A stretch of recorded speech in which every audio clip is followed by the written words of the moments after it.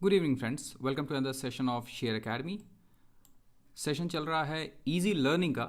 5 minutes की learning है और जो आज टॉपिक हम लेकर आए हैं फ्रेंड्स वो है balance sheets. Basically retailers balance sheets नहीं देखते हैं और क्यों नहीं देखते हैं या उन्हें बैलेंस शीट क्यों देखनी चाहिए, ये आज का टॉपिक है। 5 मिनट्स का बिल्कुल छोटा टॉपिक है। सबसे इंपॉर्टेंट चीज़ ये है कि फ्रेंड्स अगर किसी को भी बोल दो आपकी बैलेंस शीट देखनी है तो सबसे पहले तो उसकी हवा इसी में ख़राब हो जाती है कि यार बड़ी टफ चीज़ होती है, इतना सारा डाटा होता है, कौन देखे और कैसे देखे।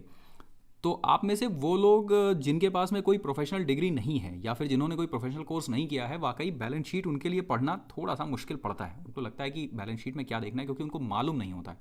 और बेसिकली आज के इस ज़रा सा सेशन के अंदर हम आपको यही बताएंगे कि बैलेंस शीट कोई बहुत बड़ी तोप चीज़ नहीं होती कि जिसको आप आसानी से समझ नहीं सकते। हाई स्कूल या इंटरमीडिएट का एग्ज़ाम देते समय आप लोगों को याद होगा कि किताबें होती थी मोटी मोटी 300-400 पेजेस की। एग्ज़ाम से ठीक पहले आपको वो पूरी बुक पढ़ने की ज़रूरत नहीं होती थी। आप उसमें से सिर्फ इंपॉर्टेंट क्वेश्चंस देखते थे 15-20, और उसी इंपॉर्टेंट क्वेश्चंस अगर 15-20 आप तैयार कर लेते थे तो उनसे आपके एग्जाम्स के अंदर 80-90% मार्क्स आ जाते थे। सेम वही चीज़ यहाँ मार्केट में भी होती है। आपको किसी कंपनी की बैलेंस शीट को ऑडिट करने की ज़रूरत नहीं है। आपको ये पता होना चाहिए कि उस कंपनी की बैलेंस शीट के अंदर आपको क्या क्या चीज़ें देखनी हैं। तो अगर आपका डायरी और पेन रेडी है तो इसको ध्यान से देखिएगा। आप चाहे ये देखने के लिए मनी कंट्रोल उठाएं, चाहे आप screeners.com जो वेबसाइट है आप वो इस्तेमाल करें, और चाहे आप बीएससी की वेबसाइट पे चले जाएं। अगर आपको ये पता है कि बैलेंस शीट में से आपको क्या देखना है और उसका क्या मतलब है तो आपके लिए बैलेंस शीट बिल्कुल हलवा है। सबसे इंपॉर्टेंट चीज़ ध्यान रखिए कि किसी भी कंपनी की बैलेंस शीट बेसिकली उस कंपनी के बारे में आपको जानकारी देती है कि वो कंपनी खरीदने लायक है या पढ़ने लायक है या नहीं। ठीक है। और कंपनी की बैलेंस शीट में से आपको कितनी चीज़ें देखनी चाहिए? सिर्फ एक, शेयर कैपिटल सबसे पहला, कंपनी का शेयर कैपिटल एक। दूसरा, कंपनी का cash reserve. Now share capital है क्या, इसको हम डिटेल में जो अगला टॉपिक आएगा उसमें हम कवर कर लेंगे। तो शेयर कैपिटल का मतलब ये समझिए कि किसी कंपनी के प्रमोटर ने मार्केट में अपने कितने शेयर बेच रखे हैं।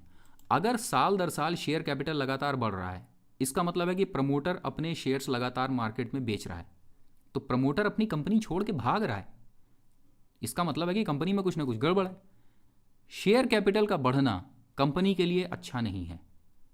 एकदम लेमैन लैंग्वेज में, शेयर कैपिटल अगर साल दर साल बढ़ रही है तो ये कंपनी के लिए अच्छी बात नहीं है। एक। दूसरा, reserve and surplus. Reserve surplus क्या होता है? जैसे आप अपनी जेब में कैश रखते हैं, आप बाजार गए, आपकी जेब में 100 रुपये हैं, आप जो चाहे वो खरीद सकते हैं, लेकिन आप बाजार गए, आपकी जेब खाली है, समस्या है। इसलिए किसी भी कंपनी का कैश या कंपनी का रिजर्व और सरप्लस, ये सेकंड इंपॉर्टेंट चीज़ है। अगर कंपनी का कैश लगातार बढ़ रहा है तो इसका मतलब है कि कंपनी बढ़िया है, वो कंपनी फिर आपकी फर्दर स्टडी के लिए अच्छी है। सेकंड चीज़, कंपनी का रिजर्व एंड सरप्लस। थर्ड चीज़ जो आप देखेंगे वो है कंपनी की लाइबिलिटीज़, या फिर आप देखेंगे कंपनी के long term borrowing. Long term borrowing का मतलब लंबे समय के लिए लिया गया उधार। अगर ये साल दर साल की दर से लगातार बढ़ रहा है तो इसका मतलब है कि कंपनी अपना उधार चुका नहीं पा रही, कंपनी साल दर साल और उधार ऐड करती जा रही है। ये कंपनी के लिए बहुत बुरी चीज़ है।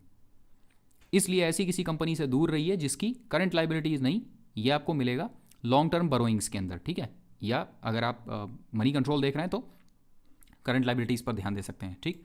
सेकंड चीज़ है, अगर आप screener.com देख रहे हैं तो screener.com के अंदर भी आपको सेम यही चीज़, ये इन्फॉर्मेशन जो है, जैसे एनटीपीसी का हम देख रहे हैं तो एनटीपीसी की इन्फॉर्मेशन आपको ये मिल जाएगी। शेयर कैपिटल देखना है आपको, कैश रिजर्व्स देखने हैं आपको, बोरोइंग देखनी है आपको। ये तीन चीज़ें केवल और केवल एक बैलेंस शीट से आपको उठानी है। इसके अलावा आपको 1000 चीज़ों के अंदर नहीं जाना है। हाँ, ये बिल्कुल बेसिक है एकदम। आपको अगर थोड़ा सा और कुछ ऐड करना है तो उसके लिए भविष्य में हम और वीडियोज़ लेके आएंगे, लेकिन अभी के लिए आप चाहे screeners.com यूज़ कीजिए, चाहे मनी कंट्रोल इस्तेमाल कीजिए। शेयर कैपिटल एक देखिए जो कि कॉन्टिन्यूसली या तो स्टैटिक हो या फिर घट रहा हो, बढ़ ना रहा हो। कैश रिजर्व लगातार बढ़ते रहना चाहिए कंपनी का। और थर्ड, लाइबिलिटीज़, या तो ये घटती रहनी चाहिए या फिर स्टैटिक होनी चाहिए। लाइबिलिटीज़ या फिर बोरोइंग्स बढ़नी नहीं चाहिए। इन तीन के अलावा बाकी बैलेंस शीट के अंदर अगर आप देखना चाहें तो आप दुनिया भर देख सकते हैं बैलेंस शीट में। बाकी एक रिटेलर्स को इससे ज़्यादा की ज़रूरत नहीं होती है। और ये जानिए कि ये टॉपिक्स कोई बहुत कठिन नहीं होते हैं, बैलेंस शीट देखना कोई बहुत कठिन नहीं होता है। हाँ, कठिन बना के इसलिए रखा जाता है क्योंकि किसी को सेमिनार बेचना होता है। ठीक है।